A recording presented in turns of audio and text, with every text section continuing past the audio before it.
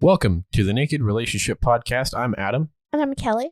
So we're going to give a quick shout out to our sponsors before we get into the amazing interview that we have lined up for you with an amazing couple, an amazing power couple within the lifestyle podcast community. So up first, we've got Alt Playground. And one of the things that we love about Alt Playground is, one, they're inclusive. Two, they're very progressive in everything that they're trying to do. And another thing that we love about them is one of their missions is to be the most inclusive and modern lifestyle site out there.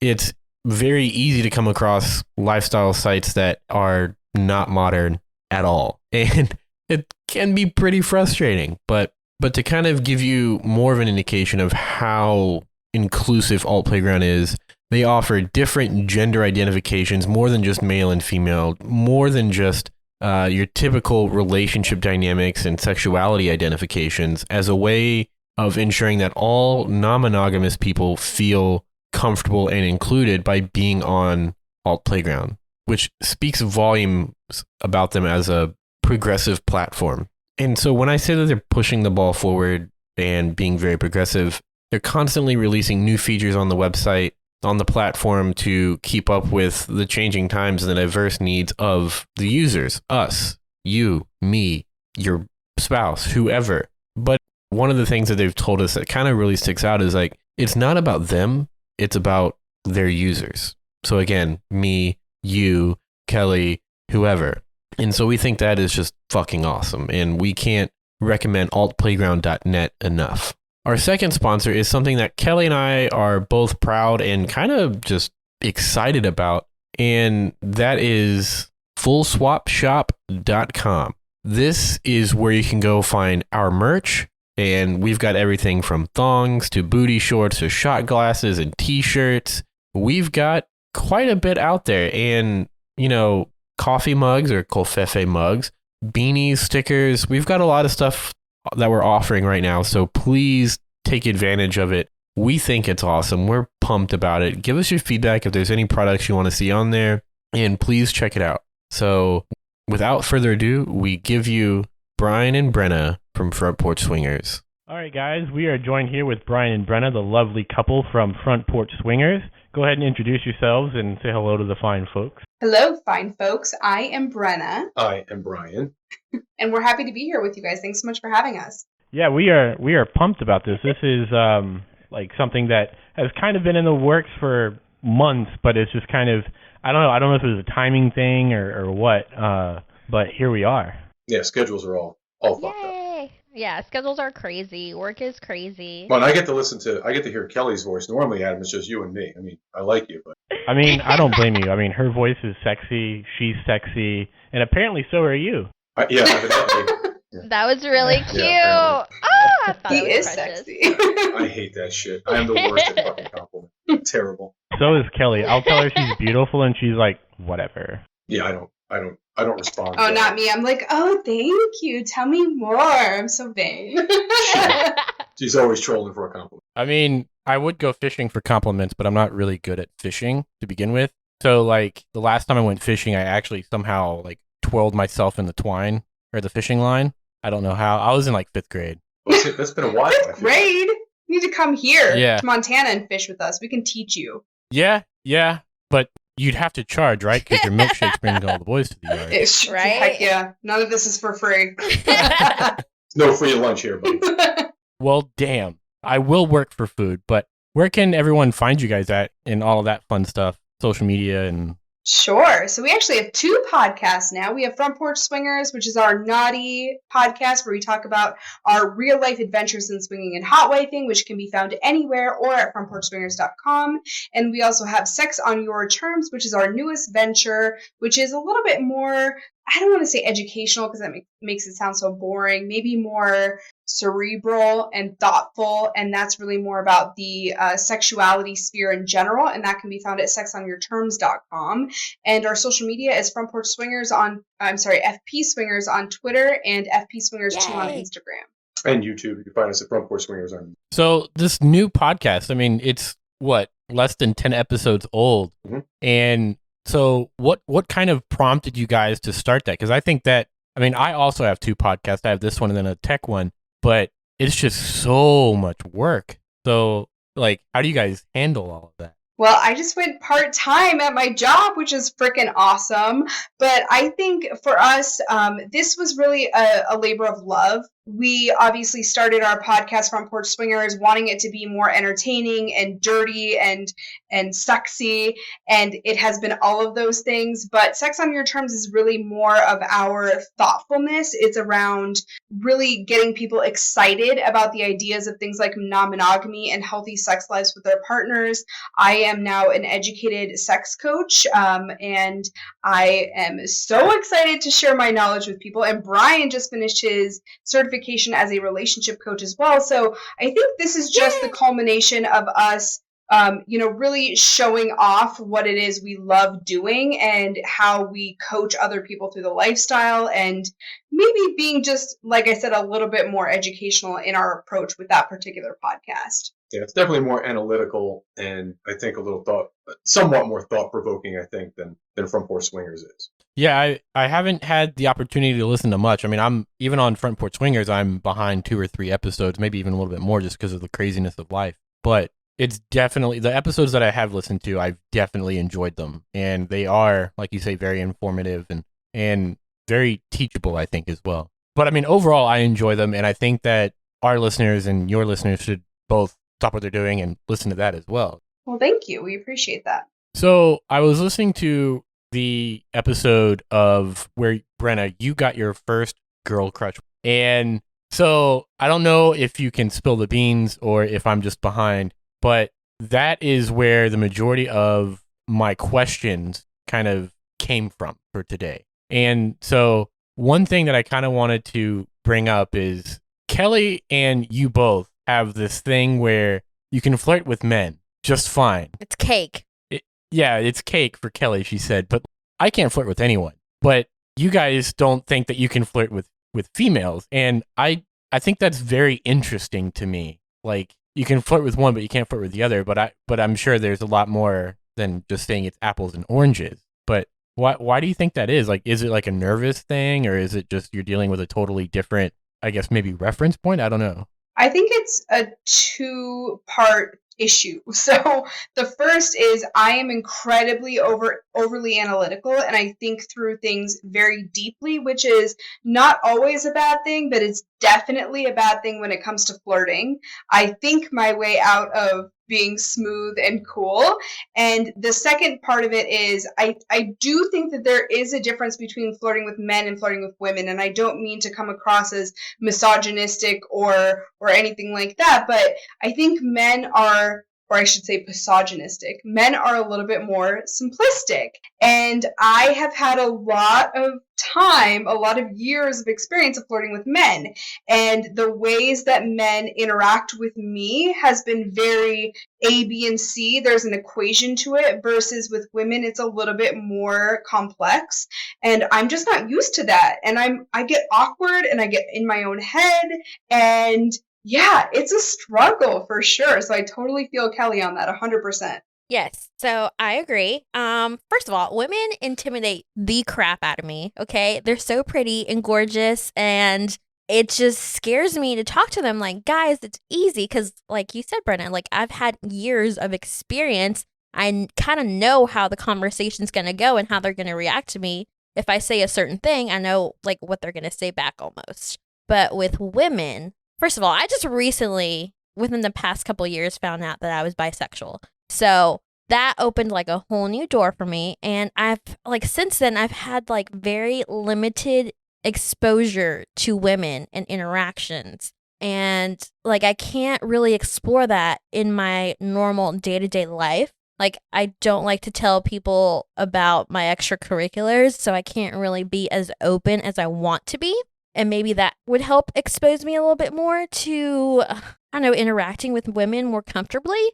But it is so hard, so intimidating. Right now, I'm on Bumble, and I've set my settings to both men and women. And the ratio has definitely increased on how many women I see on there compared to even a year ago. There's definitely more women, but that's still not enough. And the ones that I do match with on there, like, are like, it's it's so hard to talk to them. Like I don't know how they're going to react, even though I have a unique perspective being that I'm a woman, but it's just, I have no idea what to do. Yeah, and I think part of that too is that as a woman, as women, we have been exposed to a lot of the BS from men. And I'm not man hating right now, but we do deal with a lot of BS, okay? And I think when a guy approaches you as a woman, you have that immediate guard up. And then when you're a woman approaching another woman, you assume that that guard is already up because you empathize with them or sympathize with them. And I think that's part of it too, is that we assume that other women are already kind of they want to distance themselves to a certain degree as a protective measure. So I don't know, there's just a lot of complex things that go on with a woman and another woman, and it makes it even more complicated when you're bisexual, when you're partnered with a man. I mean, there's a lot going on. Well, how about this idea of, so when a woman, your typical male and female flirtation scenario, the woman can literally drive that conversation because she's in control, because she has essentially what the man wants, either a relationship or coital activity. And so maybe like shifting that to where you're not in control can be like a little bit of like completely just new territory, you know? Does that make sense? For me, 100% yes. Yeah, it's just like, because with Kelley, for example, with me, she fucking cracks that whip pretty hard. So no, I don't. Stop. But no, it's like, I wouldn't know how to flirt with anyone, to be honest with you. But like for her, I mean, she's told me of stories where the females have just come on too strong and scared the shit out of her. It's like, oh my God, what do I do?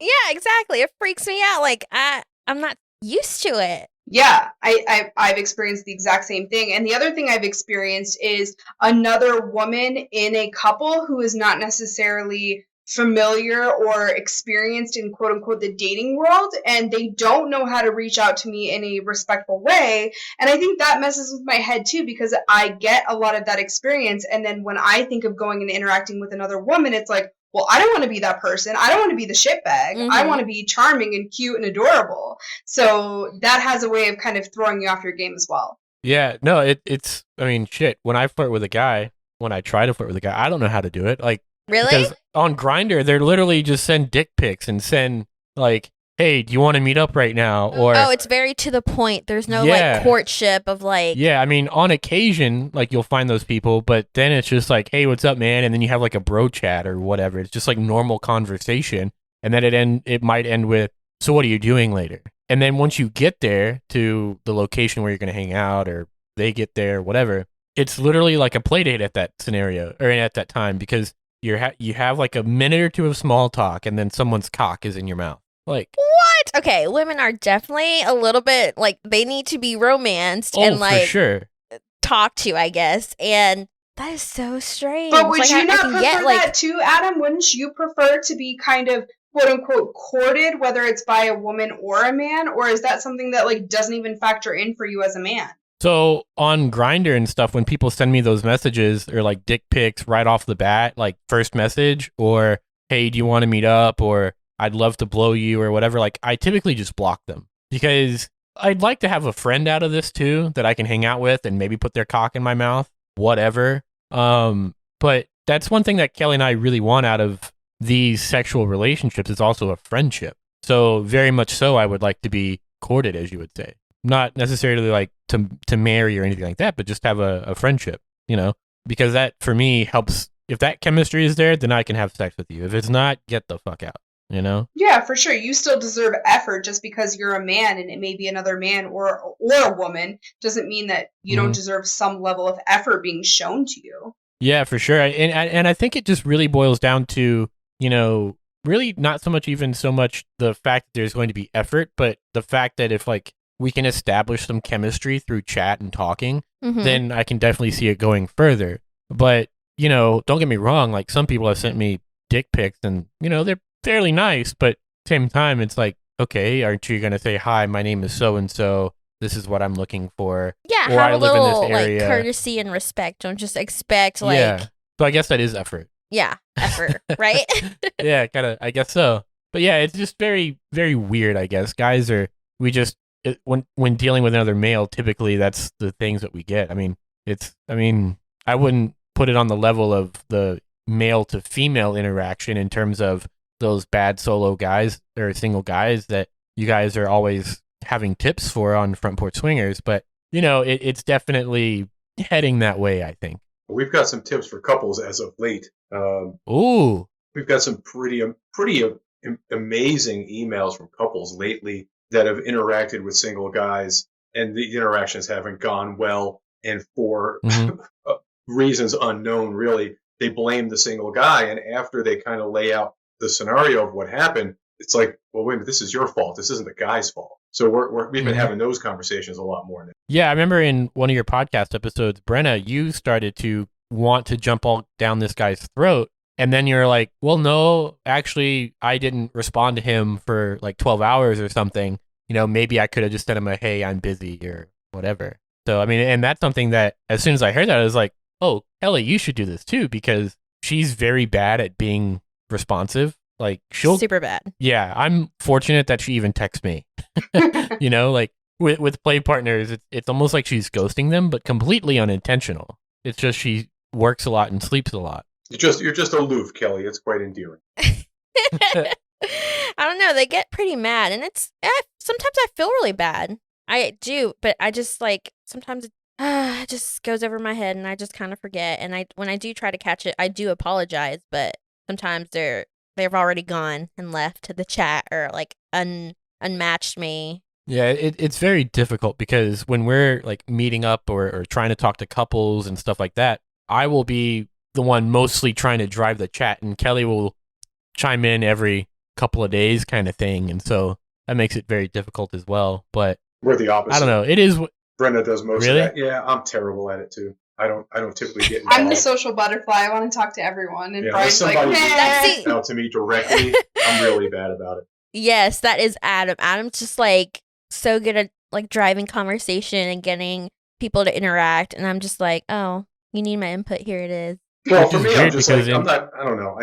I'm not arrogant enough to think anybody really wants to hear what I have to say. So I just don't jump out there unless somebody wants to. It's not arrogant. Are you saying I'm arrogant? No, you're super friendly. And you're the life of the party for the most part. You're the light in the room. Everybody just kind of gravitates toward you. I kind of I sit in the corner and just watch. I don't really. Well, I think you're delightful. Aww. So what's that? I think you're delightful. So maybe you should get more involved. I don't know. It's weird. I find I'm weird about that. I don't know. It is what it is, but eventually we'll find our couple. Another thing is that when you had your first girl crush, which by the way is freaking awesome, but we know you guys aren't kind of sure of if this is where you guys are headed or not, but polyamory, you at least had mentioned that you can't rule it out. No, for sure. And so what would that look like with a female in terms of both Brenna having a girlfriend and maybe even you having a girlfriend too, Brian? Oh, we just talked about this on our latest Sex on Your Terms episode, and we went through every possible scenario. And I think what we have discovered is, we will absolutely be in a polyamorous dynamic at some point. We don't want to force it. We're not necessarily jumping on all of the polyamory apps trying to find that right now, especially considering our lifestyle and the fact that we're getting ready to get on the road and leave our permanent home. But I know that, and we know, I should say, that we will eventually get there. I also think that from speaking with Brian and really understanding his perspective, a lot of our polyamory dynamic comes from, or at least his desire for our polyamory dynamic comes from him wanting me to find someone closer to my age, because Brian is 20 years older than me. And the idea of someone, I don't like the idea of someone taking care of me, because I don't like that at all. But someone being in my life to provide certain things for me when Brian is gone is very important from his perspective. And I think both of us are now in agreement after many conversations that person will probably be a man. Just because I, at this point, consider myself more heteronormative or more heteroromantic, and I am more interested in being in a relationship with a man That being said, we don't rule out the fact that if an amazing, lovely, beautiful, big-bootied woman came into our lives, that it wouldn't work out for us. It's just not something that's necessarily in our quote-unquote plan right now. Yeah, that is like, so I can also relate because before Kelley and I got together, I could never see myself dating or marrying a man. Nothing against men, but just look at Kelley. But Can't. oh yeah, sorry, there's no video chat on our part. But when it comes to the whole polyamorous thing and potentially having another partner, the question or what made me ask you guys, not only was the episode where you talked about this and potentially bringing it up, or where Brian, you went over about how it would most likely be because you're 20 years older and when you're gone, you would like for her to just be happy and have certain needs met. And so that got me thinking about this question. But then when Kelley and when we had that failed foursome, the girl is actually our neighbor. And Kelley, I wouldn't classify it as a crush, but you find her very attractive. And I do too. And so that kind of like sparked my mind of thinking, what if we entered into something like that? But with her specifically, I just can't see that right now. She's not really in like the best position to be able to do something like that. But, it's very interesting to think about changing up the dynamic and what that would look like, because it's kind of, in some cases, it can be uncomfortable to think about if it's something new, especially when you're potentially opening your heart to another person. You know what I'm saying? Yeah, I mean, it's scary for me to think of, like I said, we're not ruling out another woman coming in. And while I love interacting with women sexually, the idea of Brian falling for somebody else is scary to me. And I never want to limit the possibilities of his life. I want him to have every experience he wants because I love him so much and because I believe that he deserves every happiness that is available in this life. But the idea of him, for example, coming to me and saying, hey, I am into this woman on a romantic level, not just a sexual level, I do think it would hurt a little bit. And I think it would take some wrapping my mind around it. And I don't think that necessarily makes it a bad thing. The idea of him coming to me and saying something that would sting a little doesn't necessarily mean that it shouldn't happen. And I think that that's what people need to kind of get their minds around in terms of polyamory is it's not always easy. And it's not always something that is going to feel amazing and be this, perfect fit in your life. It's more about getting through the hard times to get to a point where you're experiencing the ultimate experiences in life, whatever that looks like for you personally. Yeah, I can understand that because you got to get through the hard shit together. And like, I actually just told a listener this past week, or maybe it was this week, that ethical non-monogamy, no matter what dynamic it is it's a lot of work, but it can be very, very well worth it. And to kind of further on the other question is, I think most men, when our spouse or significant other is like, hey, I want a girlfriend or whatever, you're like, fuck yeah, because you're thinking immediately like it's a triad and a polytriad. And so that doesn't necessarily always happen because let's say the girlfriend is not interested in you or she's not interested in men, right? But as a guy, that's kind of where your mind initially goes, I think, at least for me. But let's say Kelley wanted another boyfriend, then I would be a lot uncomfortable, which is completely hypocritical. It's like, why is one okay, but the other one is not? Have you guys experienced? Well, I guess you kind of have like thought about that one, like you just said. If Brian was to try to give himself to another female, Yeah, I don't see that being our dynamic. Honestly, we've talked about it. I don't think I have the capacity for that. To be honest with you, I think it's going to come from Brenna's side, and whether that is a male or female person that we kind of or otherwise comes into our circle. It certainly is. I don't believe it's going to be on my end in either case. Why? I just don't think I have it in me. I really don't. I all of my energy and everything I do is really focused on our relationship. And when I think about trying to broaden that a little bit, even and sharing my life, any piece of my life with another person, I frankly can't wrap my head around it. basically I'm extra AF, and Brian is very concerned about someone else coming in and stealing that energy away because he can't handle it. Yeah, I don't have that much fucking energy. So yeah, He's tired. Yeah, I really don't think I can do it, honestly. And the truth of the matter is, I am not angling for that in any way, shape, or form. Whether Brenna decides that she wants to be with another male partner or female partner or anything else, any other, anything in between, that's her decision. I will very literally have no input as to what that looks like, other than the person themselves. If they're a good person, that's really all that matters to me. I don't believe I'm going to have a lot to do with that as time goes on. That's going to be a decision she's. Yeah, I'm kind of the same way, because I tell Kelley all the time, if I just have her for the rest of my life, I'm the luckiest man in the world. But I also don't see myself having another, or really even wanting another girlfriend or another female in my life in that type of a role. Because, Kelley, I'm a lot to handle, is what he's trying to say. You can be, but I'm trying to sugarcoat it. No, don't sugarcoat it. She's extra too. Listen, here's the thing for me. I'm older than all of you, and I'm here to tell you my relationship with Brenna, our relationship is not. It's not, and I don't say that it's been a lot of work from a negative perspective. I have really worked at this relationship because I have never worked at one before. I did not give a shit. Most of them didn't matter to me.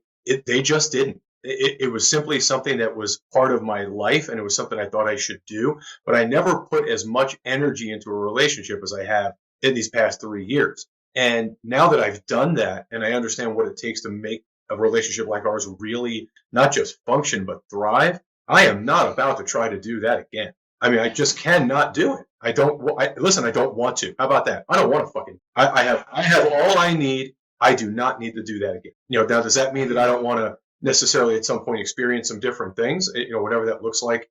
From a sexual perspective, no, absolutely not. I mean, we're all in this lifestyle for a reason. But from a relationship standpoint, I don't think I can't give another piece of myself to anyone, and it would be unfair to that person. I know that I couldn't give enough of myself to anyone else to make it matter. Yeah, I think that pretty much sums it up for me too, because I don't want to do that whole thing again. Try to find someone else. And I mean, for fuck's sake, my Bumble is horrendous, and Kelley's getting matches left and right. Well, I shouldn't say left and right because that's how you swipe. But she's getting a lot of matches, and I'm over here struggling to get one, and it's just kind of funny. But I don't know, it's so fucking difficult, because Kelley was saying earlier that I'm the social butterfly of the two of us, but really she's just an introvert, and I teeter-totter on the borderline.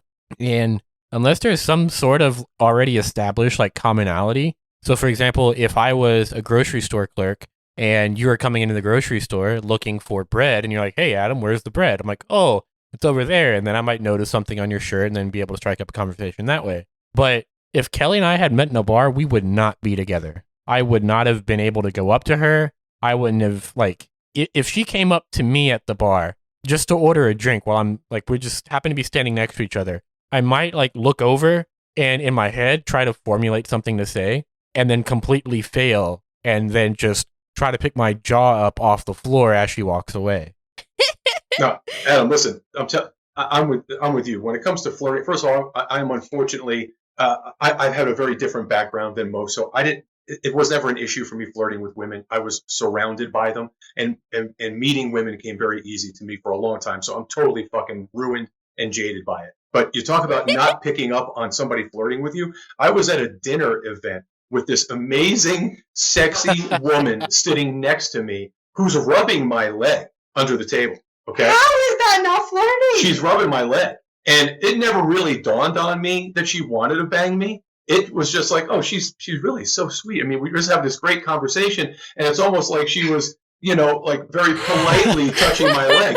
And after corresponding with her, of course, later on, after the event, and I had gotten home and, got back into town and that kind of thing, we're still corresponding. She's like, "Yeah, I was so desperately trying to get you to take my hand to put it in my leg." I'm like, I didn't catch that at all. No, I just thought you were being nice. The worst part is He tells me this story, and I'm going, "Oh, she wanted your dick so bad." And he's like, "No, she was just being nice and trying to make me feel comfortable." I'm like, Women don't rub men's legs to make them feel comfortable. That's not a thing. Exactly. Yeah, particularly in the company of her husband, apparently, who's also a super guy. I just enjoy talking to him so much, but it really did not click that this woman was trying to get me to go back to her room while she was rubbing my fucking leg under the table at dinner. So, yeah, I mean, it went right over my head. Didn't even occur to me. Oh my gosh. That is crazy. That's legendary. I mean, I would overthink that, and I'm the overthinker of the two of us, and so I would overthink that and kind of maybe like, I don't know, maybe she wants it, and then maybe try to like make a move somehow, try to figure out how to do that, and then I'd overthink that and then wouldn't do it. No, once again, we've just had this conversation about, chivalry and being polite and respectful and courteous for me to, as it pertains to women, and, my opening car doors and pulling your chair out, all those kinds of things that you did because that's how I grew up and that's how my father raised us and it's just what I did. And so the first thing I'm thinking is, well, she's really nice, but I would never put my hand on her leg. Even after she did that to me, I would never do that thinking it was just disrespect. So blueprint, if anyone wants to ever fuck Brian, you literally need to say, do you want to fuck me or should we go fuck, or it's never going to happen. Yeah, you need to just write me over the head with it because I'm just like, oh, that's nice, rubbing my leg. Awesome. That's so sweet. Just write it on your forehead. Yeah. That's all you got to do. And I'm not talking about like she is smoking hot. I mean, sexy in this tight dress. Smells amazing, sat next to me for 2 hours, and at no point did I ever think, I should totally bang her. That never occurred to me. Well, you and I both kind of tried to not be the typical single male in the lifestyle. Absolutely not. In terms of... No, absolutely. So, and for me, that's where it comes from, is like, I'm trying to be overly respectful. Correct. I always err on the side of caution, and I didn't want to do that and be disrespectful. But do you, either of you, talk yourselves out of amazing, sexy experiences because you do that? Maybe. Yes. But that's what I have you for. Brian does for sure. He's saying maybe. The answer is 100% yes. Well, that's what I have you for. You're there to help me out with that stuff. But you weren't there, so I had no wing woman. So I was on my own. Yeah. If you were sitting next to me and I whispered, hey, her hand is on my thigh, you would have said, well, she totally wants to bang you. I know. I would have been like, go for it. It would have been an issue. But yeah, so I'm the same way. I'm with you. I don't really pick up on that very well. Well, speaking of meeting people, Kelley and I, we met through an app and we matched, and she stood me up 3 times, and then we fucked for 8 hours. And then a couple weeks later, I pointed out to her that she had feelings for me. And then... How nice of you. And then 2 weeks later, I was like, you love me, don't you? And she's like, yes. Like she tricked me. She fucking hated to admit it. Yeah, I try. Yoda is my hero because he's so short, like Kelley. But no, you guys have kind of an interesting story yourself involving Craigslist ad, right? In BDSM? We do, yeah. So I was searching for a dom, and specifically, I've always been attracted to older men. It's just my thing. And so I reached out looking for a dominant older man, and I got a ton of responses, but Brian was, of course, one of them. And I don't think either of us expected this to be a serious thing. I think we both went into this thinking, okay, we're kind of just playing around, and it's going to be a fun, silly adventure, and that's what it is. And after the first date, I will be honest. Well, I should say Brian coerced me on the first date into sex. All right, no, let's stop you right there. That is absolutely not what happened. Absolutely not what happened. That is not my recollection of the evening's events. I'm sorry. We did absolutely end up having sex, but I would not use the word coerce at all. I was quite the gentleman. Okay. I made you tea. Yeah, tea means sex. That is not what happened. So anyway, is that what the tea leaves said? No, I actually made her a cup of hot tea. First of all, it was freezing. It was like December here, and it's crazy cold. We were outside. We walked to 4 different places on our date for drinks and dinner and coffee, drinks and dinner. And by the time the night was over, I said, well, let me make you a cup of hot tea, which I did. And then, of course, at his house, and then he started kissing on my neck, and the next thing you know, we're banging. Yeah. So I think it's all Brian's fault, but that's not what happened. We'll just have to agree to disagree. But I think both of us were like, even after that first experience, we were like, oh my God, the sex was amazing. We like each other. We just clicked pretty much immediately. But neither of us wanted a serious thing, so we were kind of rebelling against it. We were just like bucking back constantly. I remember I was still talking to other guys, and like every time I would talk to them, I was like, well, it's not fucking Brian, you know? And so I don't think it was until I left town, because we were inseparable. We were together every single day, every single night. And it wasn't until I went on vacation with a friend and was gone for like 5 days that we were both like, oh my God, I love the other person. So it was a huge wake up call, and that was kind of the turning point of our relationship. We both realized that this was something we both wanted, even though we tried to tell ourselves we didn't. Wow. I mean, that's pretty fucking crazy. Brian, you might have coerced her a little bit there. I disagree entirely. No, it's funny because we both kind of tried to fight it ourselves, because Kelley was still fucking around. I was not. I was trying to. But she had like this play date with this guy, and one of my favorite artists, like his song just kept going in my head. And it was like last night, the lyrics are, last night I woke the fuck up. I realized I need you here, as desperate as that sounds. And that just kept like reoccurring and playing in my mind. And so I texted her. I was like, what would it take for you to not go on this date with this guy?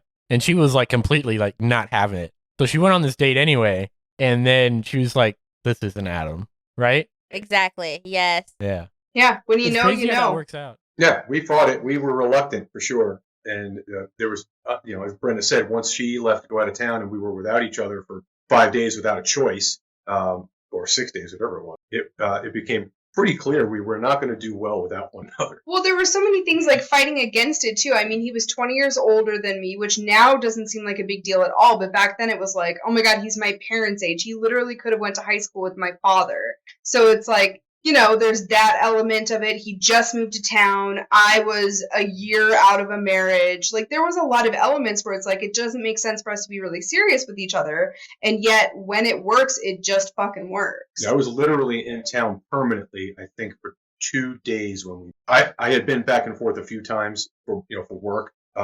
But permanently, I think I was here for 48 hours. Have you ever tried or considered treasure hunting? Because you just land in an area and then find it right away. Yeah, listen, there's no question. I'm very lucky. There's no doubt that it could have worked out very differently for sure. I just randomly happened to be looking at Craigslist on my laptop and saw her post and responded to it. That the post that she drunkenly put up with the night she was drinking with her friend, and thought, well, I got to try this, and I responded to it. It was the only one I responded to, and then just never thought about it again. Yeah, love it. That's so crazy how it worked out. You're just looking for a dom and you tried to fight it, and then now you're fighting through life together. Well, even when we came up with the idea that we were going to have a very rigid, sub-dom relationship, and we were laying out, or attempted one evening over dinner to lay out the protocols and what that would look like, it was a shit show. I mean, we were just not, we couldn't get that list done because there was just too many other factors that we were kind of concentrating, and it just wasn't going to work. There was no way that that's all this relationship was going to be. How did was it when you're trying to set up that whole rule and list of everything, was it just you couldn't keep your hands off each other in terms of those were the things that kept going on, or was it just an event would take place and you're like, fuck, I actually kind of like her a little more than I would like to, or how did that kind of play out, other than I know you went on vacation for a little bit and that's really what made you two realize it, but maybe the moments that you're trying to fight off and say, no, I don't actually have these feelings or whatever, but how did that? Yeah, because with the list of protocols that we had kind of put in place and the types of play that in which we were going to engage, there was never a conversation about, okay, and we're going to have a normative date on this night of the week, or we're going to do any of these other extraneous things. It was simply going to be, or I'm going to spend the night 7 nights in a row. Right. Or... It was just going to be, these are our protocols. This is how it's going to work. Right down the line, from the time that either she showed up or I showed up at a location until the time one of us left, or whatever that looked like. But as we're having these conversations, I'm thinking, and of course, as it turns out, as was she, but I would really like to just have dinner with you. I just want to sit across from you and talk to you. There was never a time where I was able to concentrate fully on the task at hand, so to speak, without thinking, but I really would like to take her out sometime too. I couldn't compartmentalize that. We'd also have these intense BDSM scenes, which were incredibly hot. And then we would lay there and I would think, okay, it's time for me to leave and go home. And I would like start to get dressed and Brian would like pull me back in and be like, no, I don't want you to leave. So that was also confusing because it's like, okay, this is a BDSM strict dynamic and yet you're wanting to like hold me and cuddle me and like take me to breakfast the next morning. So we already broke protocol, so it's like, okay, whatever. Yeah, all the rules went out the window. Well, isn't there a part of BDSM? We're not in the community. Yeah, so there's an we're aftercare fairly component, ignorant. but even after that, it was like, well, but you don't have to leave. You should just stay. And then at one point, I said, why don't you just put some stuff, keep some stuff here, so you don't have to keep leaving every night, kind of thing. And from that point on, we just never, we were together every day. So it was essentially one of those like Mulan references, like perfectly, where Mulan asked the guy, was like, hey, would you like to stay for dinner? And then in the background, you hear someone yell, would you like to stay forever? And I guess that's kind of like what happened here. Yeah, pretty much. We had been, other than working out of town, we had not been apart at all. At one point, I think the longest we've been apart was like 5 days. I think I was gone. I went to Atlanta for work, and I was gone for 5 or 6 days or something. Actually, I cut it short. Yeah, and I owned this big, beautiful house in the country, and I was never fucking staying there because I was obsessed with him. So yeah, we were at my loft downtown, so she just stayed with me. Literally came to get clothes a couple of times a month and came back to my place. That's pretty funny because it was the opposite for us. Kelley had the apartment, but I lived like 45 minutes away with my mom because we were still in school at university, and she was like, "Don't go, just fucking stay." And then he would do my laundry and clean my house, and it was great. This beautiful woman was like 3 weeks behind on laundry. Oh, let's not even talk about it. Let's not even talk about laundry. It gets crazy here. You're rude. But lingerie, though. Oh, that's totally different. Yeah. Well, thank you guys so much for coming on the show. Where can everyone find you again? FrontPorchSwingers.com is our main hub for the podcast. You can find it on any podcast app as well. And we also have SexOnYourTerms.com, which is our coaching platform and our second podcast. And we're all over the socials. Front Porch or FP Swingers on Twitter and FP Swingers 2 on Instagram. Well, also don't forget about FullSwapShop.com. Hell You can find us there yeah. too. And YouTube. You can find Front Porch Swingers on YouTube. You can find Kelley and Adam on FullSwapShop.com as well, which we're very excited to be partnering with you guys on another project. Yeah. Yeah, it's fucking sweet. We're stoked about it. But again, thank you guys so much for coming on the show. This is something that I've been wanting to happen for a long time. When you guys asked us to come on your show, I needed a change of pants. Like, I was excited, so. Well, we're always happy to talk to you guys. I'm happy I got a chance to talk to Kelley because, like I said, it's always you and I. Yes. Typically, anyway. Not that I don't enjoy Yeah, talking Kelley to you. was on our show. Yeah, but it's been a while. Yeah, it has been, for sure. Yeah, like 4 or 5 months. Yeah, Has it been that long? Yeah. Yeah, oh yeah, and Adam and I text back and forth. I'm not even going to try to text Kelley. She doesn't respond to me apparently. So. If you have Snapchat, I would be more responsive. And you get more cute pictures. Yeah, You can't figure that out. Yeah, that's way past. I'm What? sorry. I don't Come have on, the I tech for have that. like sugar daddies that Yeah. are like in their 60s that navigate Snapchat, which is incredible. That's because they are desperately trying to get in those pants, sister. They will figure it the fuck out. They'll get a 15-year-old to figure out, show them how to do that shit. So what you're saying is when you guys are on the road, you'll get a Snapchat Snappy chat. when you're nearby. For sure. I will teach him how to do that, yes. Please do. Well, Brenna's my wing woman, so if you just send it to her, I'll get a chance to see it at some point. Love it. Oh my God. We'll have to like give each other like Snapchats, I guess. Anyway, again, thank you guys so much for coming in more ways than one. Yes. And I guess we'll talk to each other on socials and through text messages, with the exception of Kelley, of course. Yes, absolutely. Talk to Adam. Yeah. Talk to Adam, Yeah. who responds quickly, I might add. Thank you guys so much for having us. This was a blast. Thank Thanks, you guys. All right, guys. So thank you so much to Brian and Brenna for coming on our show. It was kind of last minute, and the audio on our side wasn't that great for the first minute, but we hope that you guys enjoyed it. We hope that you guys took away some things from that interview. And thank you so much for listening to it. And so with that being said, we want to give kind of a call to action of sorts, because earlier in the show, before the interview, we had kind of mentioned FullSwapShop.com as our sponsor, when in reality, that's where you can buy our merch. That is where you can buy Front Porch Swingers merch. That's where you can buy merch for several different shows. And that is Kinky Frame of Mind, Crazy Truth, Front Porch Swingers, and The Naked Relationship. We are excited about this partnership, and we really hope that you guys really enjoy it as well. And if you do buy something, let us know. We want to give you a shout out. on our socials, on our podcast, whatever, we want to just say thank you so much. And lastly, please check out altplayground.net. They help make this show possible because of you guys. So please check out altplayground.net. They are amazing. They're progressive. We love them, and we are confident that you will too. In closing, please follow us on social media at TNR Podcasts. That's plural. That's on Facebook, Twitter, and Instagram. Kelley runs the Instagram, although I've been kind of posting a little bit here and there to try to help out. And please send us a message on there too. I know we're kind of asking a lot of you here in these last couple of minutes, but overall, we want to create sort of a community with you guys. We want to be able to connect with you, and we want to be able to be friends with you. We don't want to, be too cool for school or whatever. So thank you so much for listening, and we hope you guys enjoyed it. Adios.